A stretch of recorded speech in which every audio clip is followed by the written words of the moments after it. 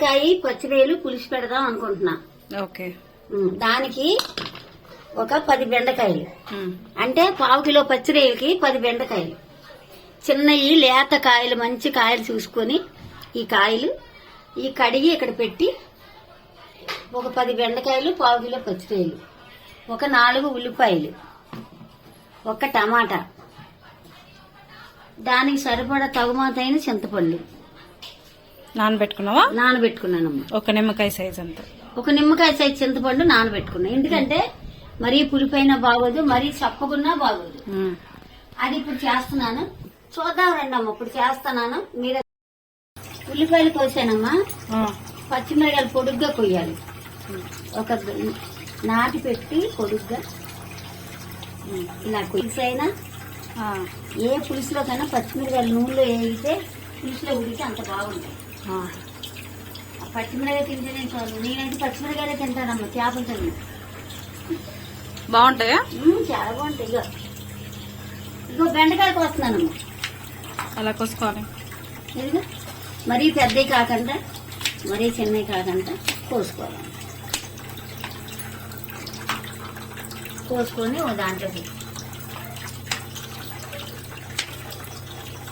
నేను ఇంత కష్టపడి చూస్తున్నాను, మీరు చూసి ఏంటంటే పాతకాలం వంటలు మీరు అందరూ మర్చిపోతారని నేను చేస్తున్నాను. అది పాతకాలం వంటలు.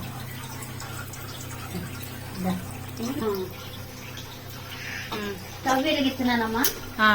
ఇలాంటి దాకలు అయితే పులుసు మగ్గుద్ది. ముందు ముక్కలు మగ్గుతాయి, ఉల్లిపాయలు మగ్గి ముక్కలు మగ్గుతాయి.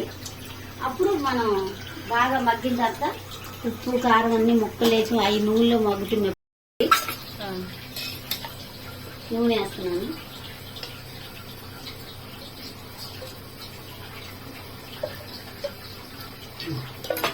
మూడు చెంచాలు వేసాను. అంటే బెండకాయ ముక్కలు ఉల్లిపాయలు మగ్గాలి కాబట్టి 3 చెంచాలు వేసాను.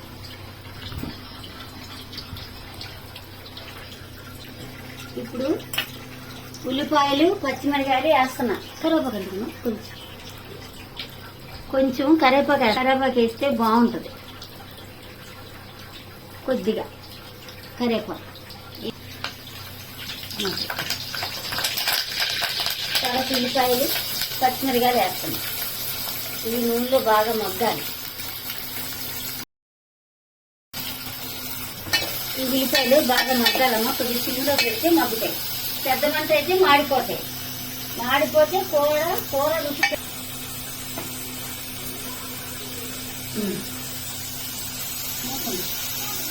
అక్కడికి మూత పెడతాను. ఉల్లిపాయలు బాగా మగ్గిన తర్వాత రొయ్యలు కూడా వేసి రొయ్యలు నీళ్ళు మగ్గిన తర్వాత బెండకాయలు వేస్తున్నానమ్మా.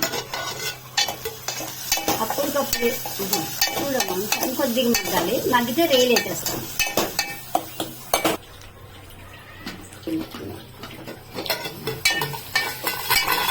ఇలా మగ్గిపోయి ఉల్లిపాయలు ఇలా మగ్గాలి.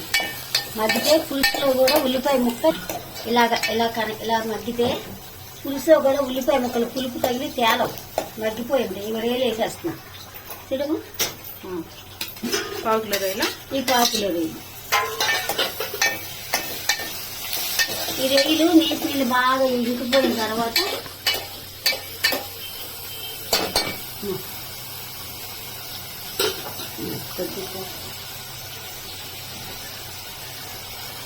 దీంట్లో నీళ్ళు ఇంకేటప్పుడు కొంచెం ఓ చిక్కుడు పసుపు వేయాలి, లేకపోతే నీసు వాసన వస్తుంది.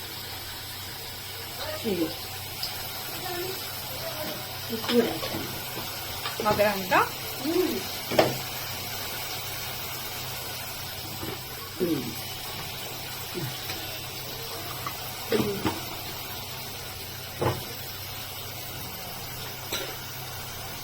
ఇలా కలుపుకొని ఈ సిమ్ములో ఎలాగంటే నీళ్ళు మగ్గిపోతాయి. మగ్గిన తర్వాత బెండకాయ ముక్కలు మగ్గాలి. ఒక 5 నిమిషాలు మగ్గిన తర్వాత ఉప్పు కారం చిన్న మంటలోనా సిమ్లోనే మగ్గాలి. ఇప్పుడు వేయకూడదమ్మా. ఈ నీళ్ళు బెండకాయ ముక్కలకు పెట్టేస్తాయి. నీళ్ళు ఇంకిపోయిన తర్వాత వేయాలి. మూత పెట్టాలి. సిమ్లో మగ్గాలి. సిమ్లోనే మగ్గాలి. బీసీలు ఎగిరిపోయినట్టున్నాయమ్మా, చూస్తున్నాను. ఎగిరిపోయింది. బెండకాయ ముక్కలు వేస్తాను. బెండకాయ ముక్కలు వేస్తాను.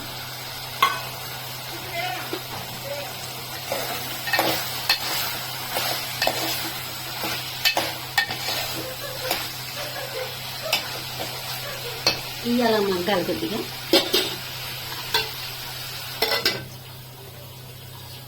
ఇందులో మగ్గాలి. సిమ్లోనా మీడియంలోనా? మీడియంలో మగ్గాలి. ఒక టమాటా వేస్తున్నానమ్మా. టమాటా వేసుకున్నా ఒకటి, వేసుకుపోయినా నేను మట్టుకు వేస్తున్నాను కొంచెం. ఒక టమాటా వేస్తున్నాను. సన్నగా చిన్నగా కట్ చేసుకోండి. ఇంకేసి టమాటా బెండకాయ మగ్గిపోవాలమ్మా బాగా. వేసండి.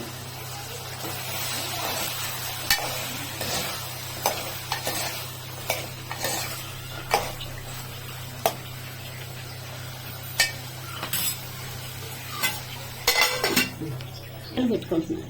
చింతపండు కూడా అవి తక్కువ కాబట్టి ఒక నిమ్మకాయ అంత చింతపండు. ఈ నిమ్మకాయ అంతా చింతపండు అంత చూమాసం అలా ఉంటుంది. ఈ నిమ్మకాయ అంతా చింతపండు వేస్తుంది. చింతపండు కొద్దిగే కాబట్టి 10 బెండకాయలే కదా, మరి ఎక్కువ పులిపైన బాగుంది.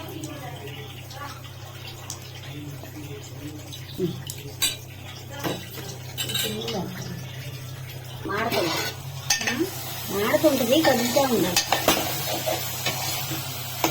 ఇది పులుసు ముక్కలు మగ్గుతున్నాయి.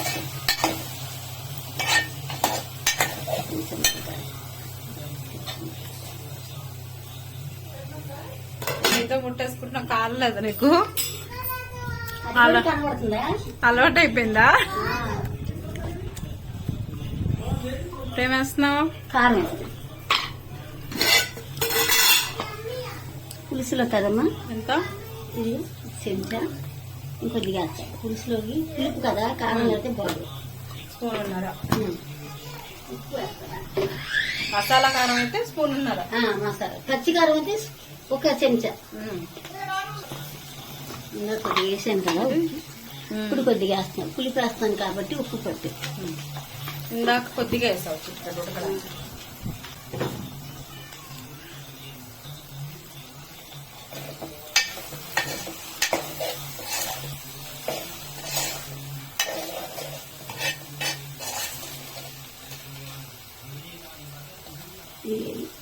ఒక కొంచెం ముక్క పులిపి వేస్తే ముక్క పీసిపోద్దని ఒక కొంచెం నీళ్ళు ఉడకడానికి.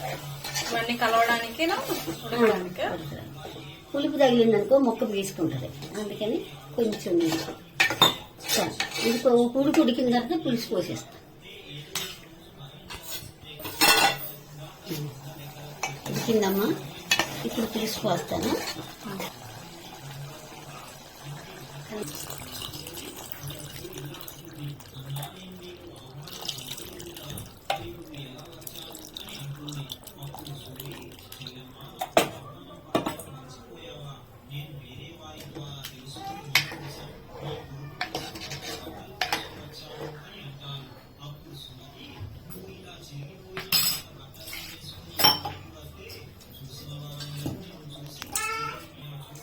పులుసు పోసాను, అన్ని సంపాళ్ళలో పోసాను.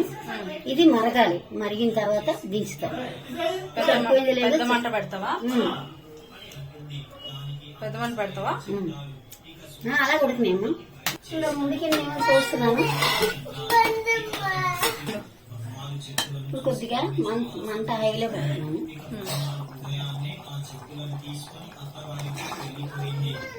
కొంచెం మరగాలి. ఇంకొద్దిగా మరిగితే అయిపోతుంది. అన్నీ సరిపోయినాయి. కొత్తిమీర వేస్తున్నాను. కొత్తిమీర వేస్తే ఇది కొంచెం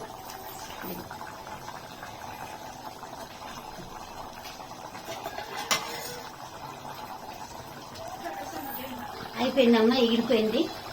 ఇంకా దించేయచ్చు. స్టవ్ కట్టేస్తున్నాం.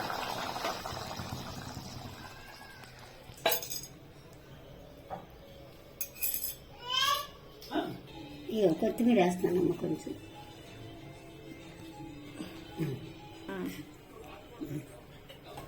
ఇలా చేసుకోండి అమ్మ. ఇలా చేసుకుంటే తింటాకి రుచికరంగా ఉంటుంది. ముక్క మెత్తగుడిపోయింది, పులుసు కూడా దగ్గరగా అయిపోయింది.